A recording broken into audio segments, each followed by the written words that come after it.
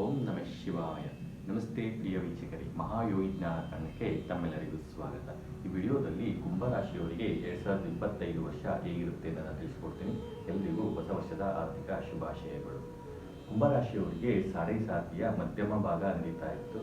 ತುಂಬ ಒತ್ತಡ, ಸ್ಟ್ರೆಸ್ಸು, ಅಲೆದಾಟ ಈ ರೀತಿಯಾದ ಪ್ರಭಾವಗಳನ್ನ ನೀವು ಅನುಭವಿಸಿದ್ರಿ. ಸಾಡೆ ಸಾತಿಯ ಒಂದು ಕೊನೆಯ ಹಂತಕ್ಕೆ ನೀವು ಈಗ ತಲುಪ್ತಾ ಇದ್ದೀರಾ. ಏಪ್ರಿಲಿಂದ ಶನಿಯು ನಿಮಗೆ ಧನಸ್ಥಾನಕ್ಕೆ ಬರ್ತಾ ಇದ್ದಾರೆ. ಸೊ ಧನಸ್ಥಾನಕ್ಕೆ ಶನಿಯು ಬರೋದ್ರಿಂದ ಹಣ, ಕುಟುಂಬ, ಆಹಾರ, ಬಂಡವಾಳ ಈ ಒಂದು ವಿಚಾರದ ಮೇಲೆ ಜಾಸ್ತಿ ಫೋಕಸ್ ಕೊಡ್ತಾರೆ. ಮೇನ್ಲಿ ಫೈನಾನ್ಸ್ ಆ್ಯಂಡ್ ಫ್ಯಾಮಿಲಿ ಬಗ್ಗೆ ತುಂಬ ಫೋಕಸನ್ನು ಕೊಡ್ತಾರೆ. ನೀವು ಅದನ್ನು ಬ್ಯಾಲೆನ್ಸ್ ಮಾಡಬೇಕಾಗತ್ತೆ.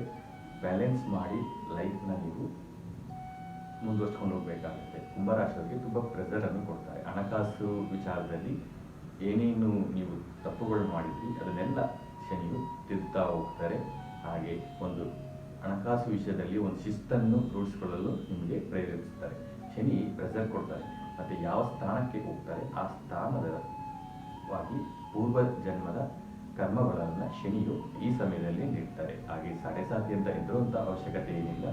ಶನಿಗೆ ಡಿಸಿಪ್ಲೀನು, ಹಾರ್ಡ್ ವರ್ಕ್ ತುಂಬ ಇಷ್ಟಪಡ್ತಾರೆ. ಯಾರು ವ್ಯಕ್ತಿ ಡಿಸಿಪ್ಲಿನ್ ಮತ್ತು ಹಾರ್ಡ್ ವರ್ಕ್ ಮಾಡಿಕೊಂಡು ನ್ಯಾಯವಾಗಿರ್ತಾರೆ ಅಂಥವ್ರಿಗೆ ಶನಿ ಏನೂ ಮಾಡೋದಿಲ್ಲ, ಎಲ್ಲವನ್ನೂ ಕೊಡ್ತಾರೆ. ನೀವು ಕಳೆದ 5 ವರ್ಷಗಳಿಂದ ಏನೇನು ಅನುಭವಿಸಿದ್ರಿ, ಎಷ್ಟೆಲ್ಲ ನಷ್ಟ ಅನುಭವಿಸಿದ್ರಿ, ಆರೋಗ್ಯ ತೊಂದರೆಗಳು ಅನುಭವಿಸಿದ್ರಿ, ಈಗ ನಿಧಾನವಾಗಿ ಗ್ರ್ಯಾಜುವಲ್ ಆಗಿ ನಿಮ್ಮ ಆರೋಗ್ಯ ಮತ್ತು ಹಣಕಾಸು ಇಂಪ್ರೂವ್ ಆಗ್ತಾ ಹೋಗುತ್ತೆ.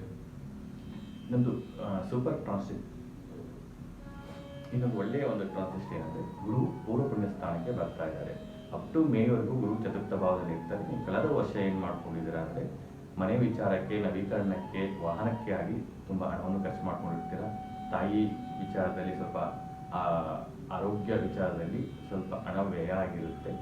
ಸೊ ಈ ವರ್ಷ ಗುರು ಪೂರ್ವ ಪುಣ್ಯಕ್ಕೆ ಸ್ಥಾನಕ್ಕೆ ಬರ್ತಾ ಇರೋದ್ರಿಂದ ನಿಮ್ಮ ಕುಂಭರಾಶಿ ಮಕ್ಕಳೇನಿರ್ತಾರೆ ಎಜುಕೇಷನ್ ವಿಚಾರದಲ್ಲಿ ಒಂದು ಉತ್ತಮ ಪ್ರಗತಿಯನ್ನು ಹೊಂದ್ತಾರೆ. ಹಾಗೆ ನಿಮಗೆ ಶೇರ್ ವ್ಯವಹಾರ ಇರ್ಬೋದು, ಇನ್ವೆಸ್ಟ್ಮೆಂಟ್ ಇರ್ಬೋದು, ಈ ವರ್ಷ ಮೇ ನಂತರ ಮಾಡೋದ್ರಿಂದ ನೀವು ಅಧಿಕ ಲಾಭವನ್ನು ಗಳಿಸ್ಬೋದು. ಹಾಗೆ ಯಾರು ಕುಂಭರಾಶಿಯವರು ಲವ್ ಲೈಫ್ನಲ್ಲಿದ್ದೀರ ಅವರಿಗೆ ನಿಮಗೆ ಅದು ವಿವಾಹ ಆಗಲಿಕ್ಕೆ ಸಾಧ್ಯತೆ ಜಾಸ್ತಿ ಇರುತ್ತೆ. ನೀವು ಪ್ರಯತ್ನ ಮಾಡಿ. ಹಾಗೆ ಕ್ರಿಯೇಟಿವಿಟಿ ಫೀಲ್ಡಲ್ಲಿ ಯಾರಿದ್ದೀರ ಕುಂಭರಾಶಿಯವರು ಅವರಿಗೆ ಹೆಚ್ಚಿನ ಅವಕಾಶಗಳನ್ನು ಗುರು ತಂದುಕೊಡ್ತಾರೆ. ಮತ್ತು ಯಾರು ಆಹಾರ ಮತ್ತು ಶಿಕ್ಷಣ ಕ್ಷೇತ್ರದಲ್ಲಿದ್ದೀರ ನಿಮಗೆ ಗುರುವಿನ ಒಂದು ಶುಭ ಫಲದಿಂದಾಗಿ ಅಧಿಕ ಲಾಭವನ್ನು ನೀವು ಗಳಿಸ್ಬೋದು. ರಾಹು ನಿಮಗೆ ದ್ವಿತೀಯ ಸ್ಥಾನದಲ್ಲಿ ಅಪ್ ಟು ಮೇ 18th ವರೆಗೂ ಇರ್ತಾರೆ. ಸೊ ನೀವು ಕಳೆದ ಒಂದು ವರ್ಷದಿಂದಲೂ ರಾಹುವಿನ ಪ್ರಭಾವ ಧನಸ್ಥಾನ ಮೇಲಿದೆ. ಹಾಗಾಗಿ ನೀವು ಇಂಟೇಕ್ ಫುಡ್ಡಲ್ಲಿ, ಆಹಾರದಲ್ಲಿ ನೀವು ತುಂಬ ಗಮನ ವಹಿಸಬೇಕಾಗತ್ತೆ. ಯಾಕೆಂದರೆ ರಾಹು ಪಾಯ್ಸನಸ್ ಗ್ರಹ ಆಗಿ ಸೂಚಿಸೋದ್ರಿಂದ ಇಂಟೇಕ್ ಫುಡ್ಡಲ್ಲಿ ಫುಡ್ ಪಾಯ್ಸನ್ ಆಗುವ ಸಾಧ್ಯತೆ ಇರುತ್ತೆ. ಗ್ಯಾಸ್ಟ್ರಿಕ್ ಮತ್ತು ಅಸಿಡಿಟಿ ಈ ಥರದ್ದಾದಂಥ ಒಂದು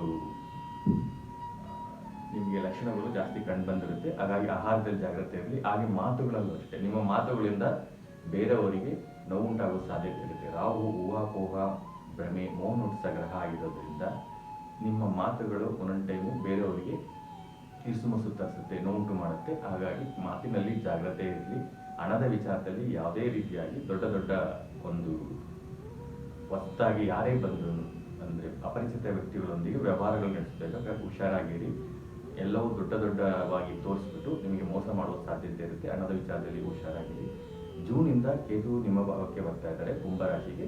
ಕುಂಭರಾಶಿಯ ಕೋರೂಲರ್ ಆಗಿರುವಂಥ ರಾಹು ಗ್ರಹ ನಿಮಗೆ ಭಯಪಡುವಂಥದ್ದು ಏನಿಲ್ಲ.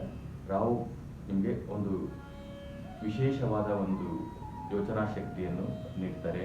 ಹಾಗೆ ನಿಮ್ಮಲ್ಲಿ ಆಸೆ ಮತ್ತು ಡಿಸೈರ್ಸ್ ಜಾಸ್ತಿ ಆಗ್ತಾ ಹೋಗುತ್ತೆ. ನಾನು ಅದನ್ನು ಮಾಡಬೇಕು, ನಾನು ಮತ್ತೆ ಇದನ್ನು ಮಾಡಬೇಕು ಅಂದರೆ ಆಸ್ತಿ, ಮನೆ, ಮೆಟೀರಿಯಲಿಸ್ಟಿಕ್ ಲೈಫ್ ಬಗ್ಗೆ ಜಾಸ್ತಿ ಅಟ್ಯಾಚ್ಮೆಂಟನ್ನು ರಾಹು ಕೊಡ್ತಾರೆ. ಕೇತು ಡಿಟ್ಯಾಚ್ಮೆಂಟನ್ನು ಕೊಡ್ತಾರೆ.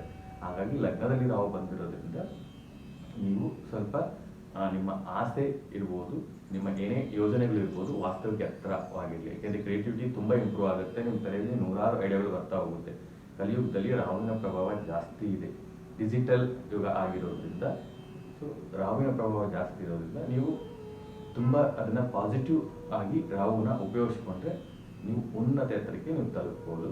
ಹಾಗಾಗಿ ನೀವೇನೇ ಇದ್ರೂ ಅದನ್ನ ಪಾಸಿಟಿವ್ ಆಗಿ ತಗೊಂಡು ಹೋದ್ರೆ ಏನೂ ತೊಂದರೆ ಇಲ್ಲ. ಕೇತುವು ನಿಮಗೆ ಅಷ್ಟಮ ಭಾವದಿಂದ ಸಪ್ತಮ ಭಾವಕ್ಕೆ ಬರ್ತಾ ಇದ್ದಾರೆ ಮೇ 18th ವರೆಗೂ ಅಷ್ಟಮ ಭಾವದಲ್ಲಿ ಇರೋದ್ರಿಂದ ನಿಮಗೆ ಪಿತ್ರಾರ್ಜಿತ ಆಸ್ತಿ ಯಾವುದೇ ಇರ್ಬೋದು ಅಥವಾ ಇನ್ಲಾಸ್ ನಿಮ್ಮ ಪತ್ನಿಯವರ ಮನೆಯವರ ಆಸ್ತಿ ಇರ್ಬೋದು ವಿಚಾರವಾಗಿ ತುಂಬಾ ಕಿರಿಕಿರಿಗಳು ತಗಾದೆಗಳು ಬಂದಿರುತ್ತೆ. ಅದನ್ನ ಕೇತು ಗ್ರಹ ಅಷ್ಟಮಕ್ಕೆ ಬಂದಾಗ ಈಗ ಆಲ್ಮೋಸ್ಟ್ ಕೆಲವರಿಗೆ ಕ್ಲಿಯರ್ ಆಗಿದೆ. ಇನ್ನು ಕ್ಲಿಯರ್ ಆಗಿಲ್ಲ ಅಂತ ಹೇಳಿದ್ರೆ ಮೇ ಒಳಗಡೆ ಕ್ಲಿಯರ್ ಆಗುತ್ತೆ. ಯಾಕೆಂದ್ರೆ ಕೇತುವು ಯಾವುದೇ ಒಂದು ಸ್ಥಾನಕ್ಕೆ ಹೋದ್ರು ಮುಕ್ತಿಯನ್ನು ಕೊಡ್ತಾರೆ, ಡಿಟ್ಯಾಚ್ಮೆಂಟ್ ಕೊಡ್ತಾರೆ, ಆ ಸಮಸ್ಯೆಯನ್ನು ಪರಿಹಾರ ಮಾಡಿರ್ತಾರೆ. ಈಗ ಸಪ್ತಮ ಭಾವಕ್ಕೆ ಬರ್ತಾ ಇದ್ದಾರೆ. ಈಗ ಏನಾಗುತ್ತೆ, ಕುಂಭರಾಶಿಯವರಿಗೆ ತಮ್ಮ ದಾಂಪತ್ಯ ಜೀವನದಲ್ಲಿರ್ಬೋದು ಪತ್ನಿಯಲ್ಲಿ ಸ್ವಲ್ಪ ವೈರಾಗ್ಯ ಭಾವ ಕಾಣಿಸ್ತಾ ಹೋಗುತ್ತೆ. ಜಾಸ್ತಿ ಆಸಕ್ತಿ ಕೊಡ್ತಾ ಇಲ್ಲೋ ಅನ್ಸುತ್ತೆ, ಸ್ವಲ್ಪ ಕಿರಿಕಿರಿ ಅನ್ನೋದು ಉಂಟಾಗ್ತಾ ಹೋಗುತ್ತೆ. ಹಾಗೆ ಪಾರ್ಟ್ನರ್ಶಿಪ್ ವ್ಯವಹಾರದಲ್ಲಿ ಯಾರಿದ್ದೀರಾ ಕುಂಭರಾಶಿಯವರು ಸ್ವಲ್ಪ ಕೇರ್ಫುಲ್ ಆಗಿರಬೇಕು. ಆದಷ್ಟು ಒಟ್ಟಿಗೆ ಅಂದ್ರೆ ಅದಷ್ಟು ಸ್ಮೂತ್ ವ್ಯವಹಾರ ನಡ್ಕೊಂಡು ಹೋಗ್ಲಿಕ್ಕೆ ಪ್ರಯತ್ನ ಮಾಡಿ. ಯಾಕೆಂದ್ರೆ ಕೇತು ಅಲ್ಲಿ ಬಂದಿರೋದ್ರಿಂದ ಒಂದು ಬ್ರೇಕ್ ಆಗುವ ಸಾಧ್ಯತೆ ಜಾಸ್ತಿ ಇರುತ್ತೆ. ಕೇತು ಸಪ್ತಮ ಭಾವದಲ್ಲಿ ಸಂಚಾರ ಮಾಡಬೇಕಾದ್ರೆ.